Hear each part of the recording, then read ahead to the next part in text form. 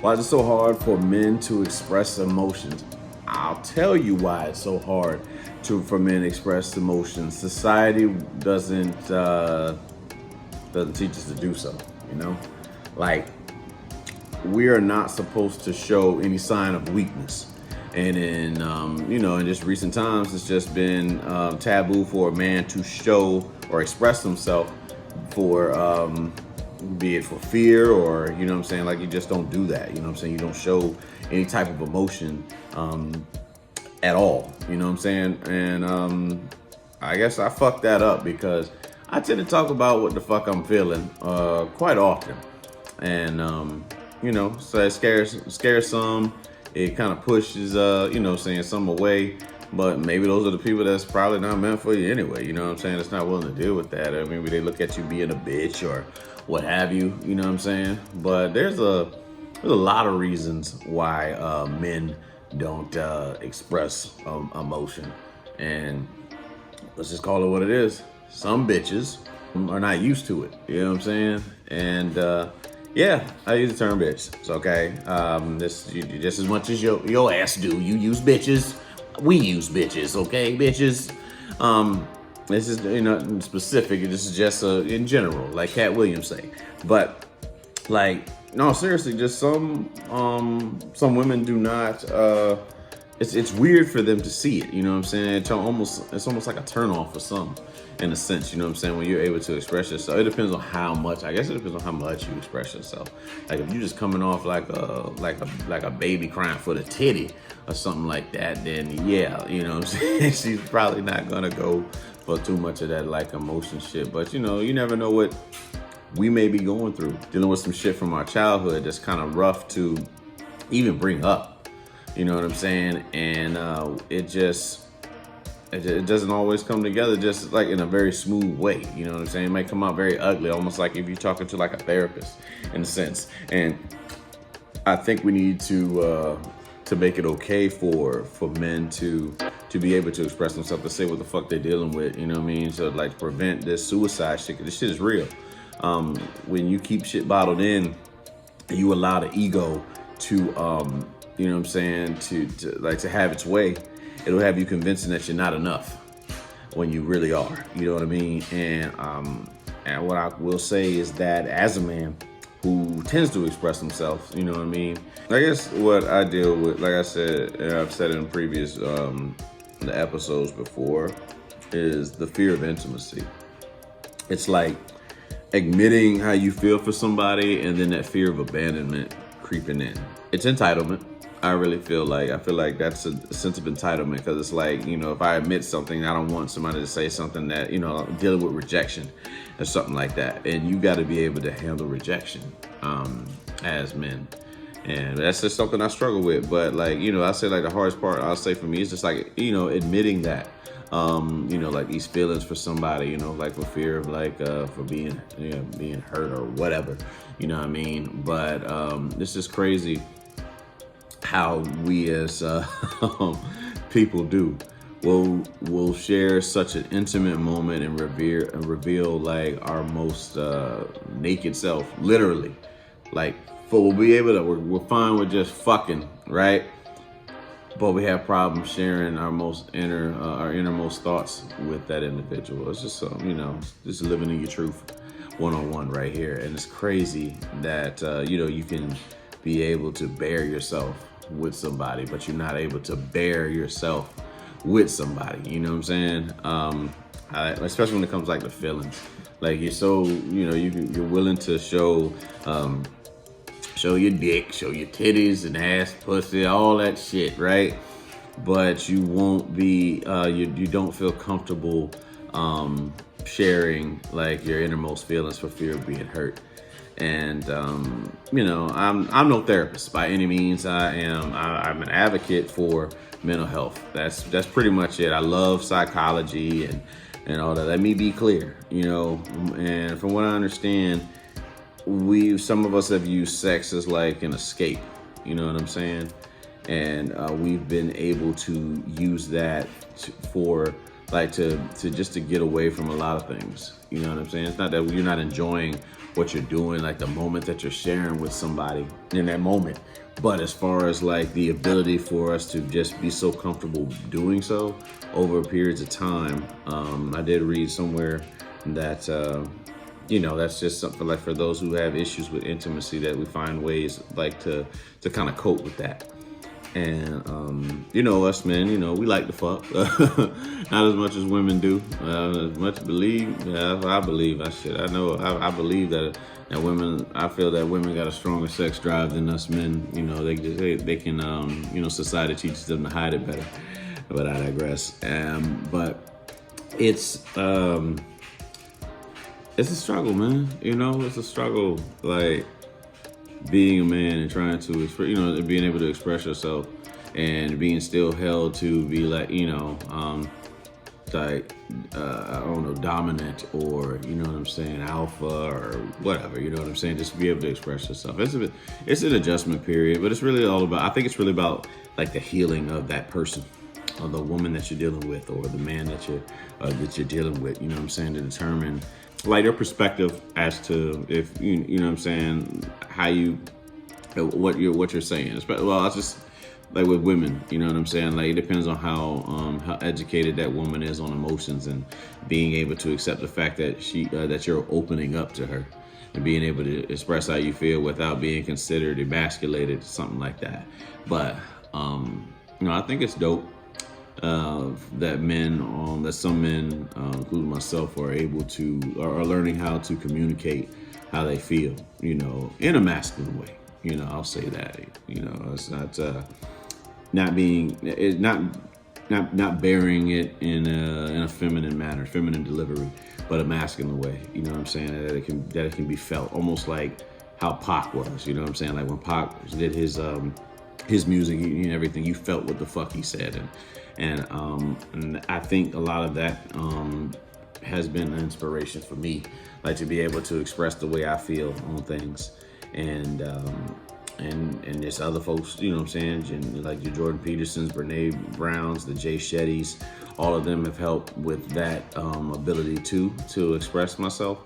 So, but ultimately, the reason why it's hard for men to express themselves is because society teaches us that we shouldn't, and that some women, they try to tear you down or look at you differently, and they get repelled by you expressing yourself. So it's I don't know, we're just going through I feel like we're going through a shift that needs to be done in order for us to get better.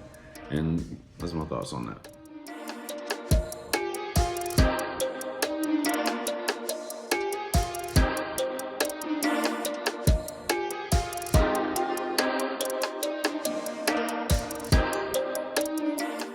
So, this Netflix series, Sex Life, brilliant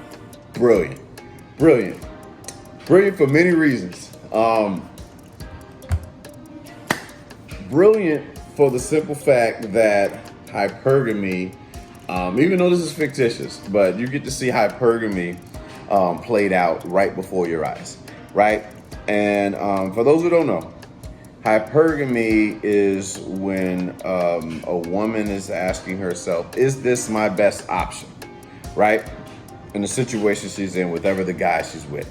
So in hypergamy, say women date across and up as far as like status and, sexual market value and things like that. You can educate yourself on that shit. But like, so the situation goes, you see the main character, Billy, right? Bad too, Latin chick, her best friend too, bad too, sister, lips on her, serious. But, she, they used to be party girls, used to be party girls in college and all that stuff. And then, she had like her alpha, right? Alpha character, which is Brad. And Brad fucks her like how she wants to be fucked. And of course, it just doesn't always cross over. The guy that can fuck you senselessly becoming your husband. And, And that's yeah. It's funny how that works, right? You know what I'm saying? Like when you get into a relationship, how certain aspects shift and shit. So she's she's married to Cooper. Cooper's got a great job, you know what I'm saying? And I believe he's in sales and marketing. And they got 2 kids, beautiful kids together. They just had one, big ass house, but it's not enough. You know what I'm saying?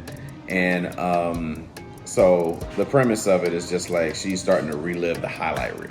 You know what I'm saying? You living in like you're seeing all the good things, and then you tend to omit like the bad things in which the fun that you had. Well, we all guilty of that shit. You know what I'm saying? Of you think about even breakups. You know what I'm saying? You think about, man, we used to do a lot of good things and all that other shit, but there's a reason why y'all not together. You know what I'm saying? You're not fucking with them no more. Like something had to happen in order for you to be in your current situation. But I mean, this woman's sexual desire to be desired is more important than everything that she has. And that right there, ladies and gentlemen, is the definition of hypergamy right there. You know what I'm saying? It's like hypergamy don't care about religion. They don't give a fuck about like how well you treat, you know what I'm saying, your family. If you're a family man, and you know what I'm saying, you do all these things, right? If it is in her desire, and you know what I'm saying, somebody that she deems to be her alpha, right? There is nothing in her willpower that she won't do to get there somehow. You know what I'm saying? And there's nothing really that the character Cooper could do, because you cannot negotiate genuine desire. You know what I'm saying? It's like, women have plenty of guys, they probably go on dates with and stuff like that. But it's not everybody that gets them wet and makes them fucking, not all of them can make that pussy wet like that. You know what I'm saying? And it's a certain type, it takes a certain type of energy. And her and Brad was that alpha energy that she liked. But I love the series, honestly. It's a lot of sex scenes and shit. They show the white boy dick and shit. What else? Yeah, there's a lot of sex. You know what I'm saying? Like the sex scenes and shit. The sex party scene is great. It's crazy. That's one thing I say I've never done. I've never been into like a sex party or nothing like that with a room full of swingers and shit like that. It's just, I don't know if I'd be able to perform. I'd just be staring so much, you know what I mean? But overall, I really did like the series. I saw a little bit of myself in Brad. You know what I mean? It's like the issues he had with like his with his parents, in a sense, and like that disconnect is like kind of preventing him from being able to form healthier relationships. And it was like a part of that spoke to me. You know what I mean? And I can appreciate it, and it made me look at myself in a lot of ways, as far as like again, that desire of wanting a family.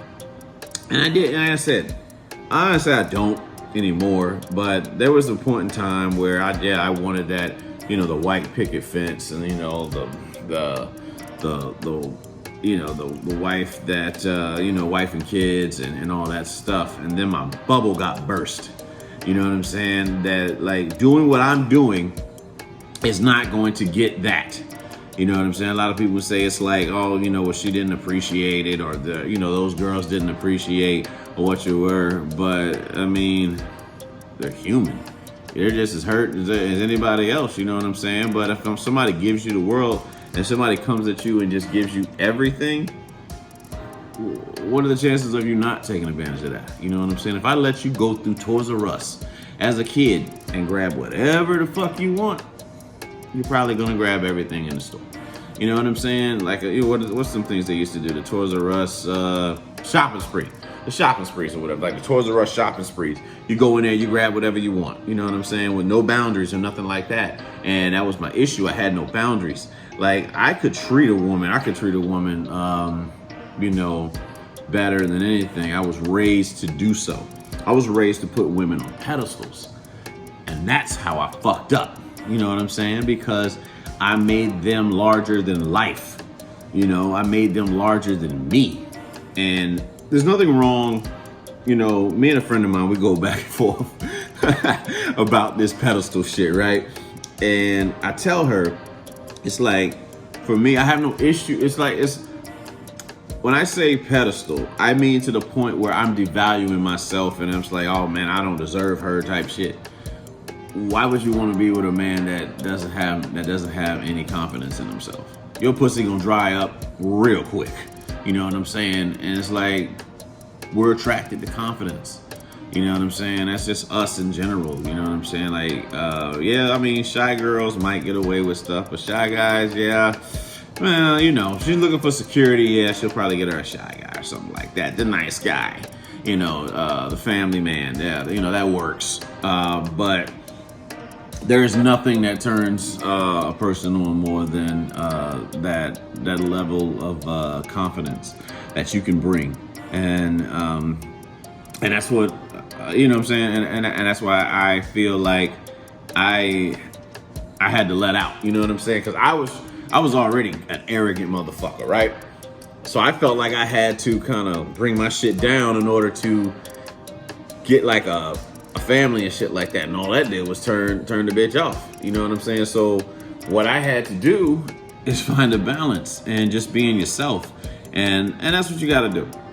Be yourself and allow people to decide whether or not they want that's for them or not. And chances are it's probably not. But overall, like I said, I know I got kind of sidetracked with the sex life thing, but I really did like the series. It was cool how she like stood in her shit, but very interesting. You know, at the end where she's, you know, I can't. Well, I'm not gonna do spoilers. You know what I'm saying? You gotta watch it, but it's just real fucked up how shit went down. You know what I'm saying, at the last episode. And and all I can say is hypergamy wins again. But anyway, I hope you guys check out the series and check out the study of hypergamy as well, because hypergamy is so fucking real and it's undeniable. Men, women, like, you know what I'm saying, as men, it helps you understand the female brain a little bit better in as far as like decisions. Some, you know, I won't say all, I'll say some, you know. I'm just recognizing, like, looking at your past relationships, it helps make a lot of things make sense. If you were like some of us who were carrying yourself in a very beta type way because you weren't taught, you know what I'm saying, you weren't taught to like kind of set boundaries and all that stuff. But overall, Netflix series, Sex Life, I'm for it. Yeah, I'm for that shit.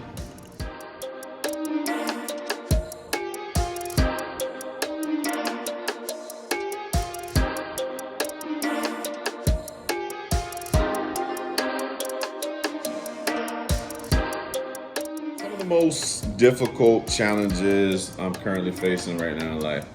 The act of letting go, right? You know, letting go of just things that are weighing me down, not allowing me to fly.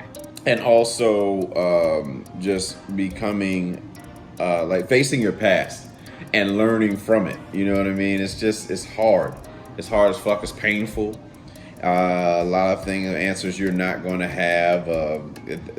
Trying to better yourself, trying to build relationships up with your kids, and it's not easy, but it's necessary. And like getting over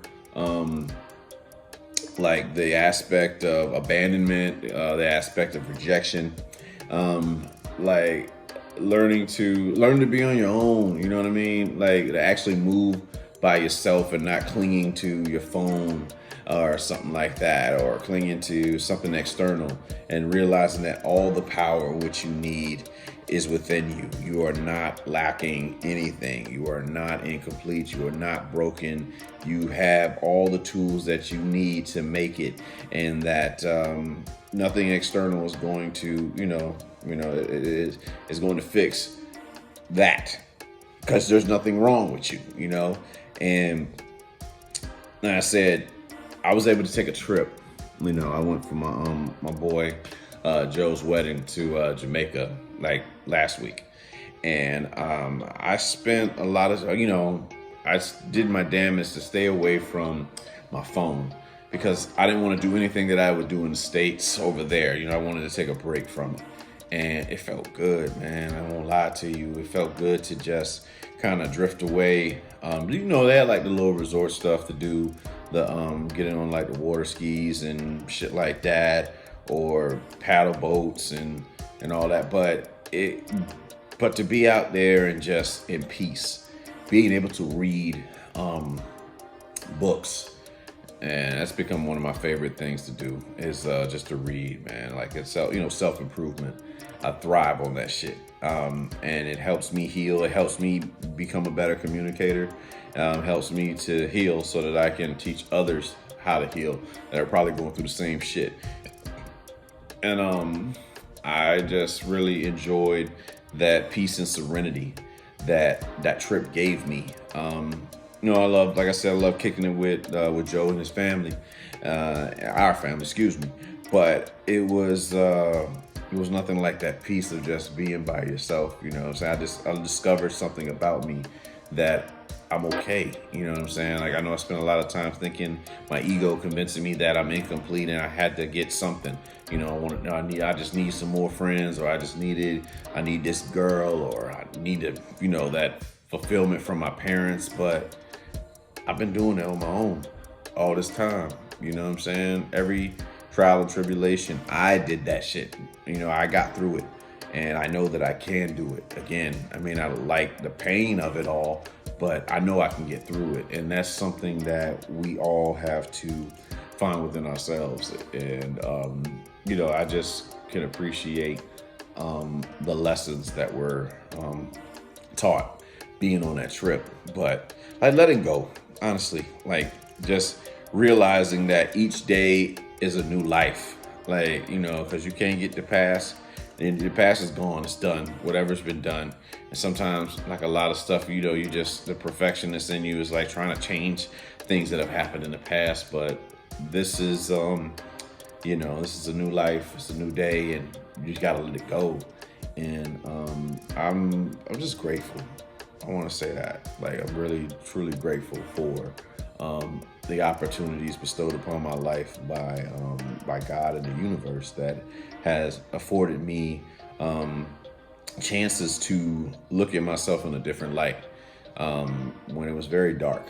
You know, it was really dark, and now I'm at a point where I see things in such a brighter light, and I'm grateful for, you know, a lot of people in my life too that have helped see show a lot of parts of me. I say that's probably like what I've been like dealing with, like difficulty in life. And so, you know, learning to let go, forgiveness, and just more self. You know, I say like learning to recognize that you can do it on your own.